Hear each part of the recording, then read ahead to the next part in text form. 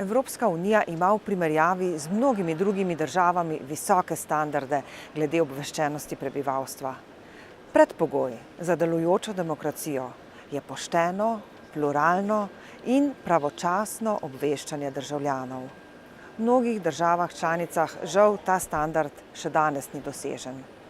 Menim, da je javna radiotelevizija eden temeljnih stebrov za delovanje demokratične družbe, vendar pa lahko to vlogo igra le, če so njene storitve kakovostne in učinkovite.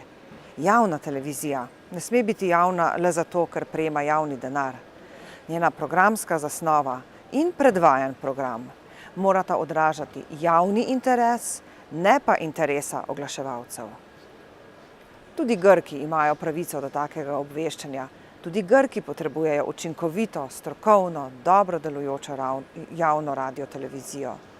Imajo pa tudi pravico in dolžnost, da sami poskrbijo za njeno delovanje. Ljudje v Grčiji vedo, da je njihova javna RTV hiša prevelika in da se v njej dogajajo nepravilnosti. Zaradi nestrokovnosti je program slab, gledanost pa nizka.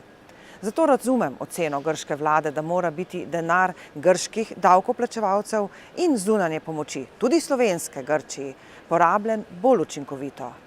Pričakujem pa, da bo postopek izpeljan v skladu z grškim pravnim redom.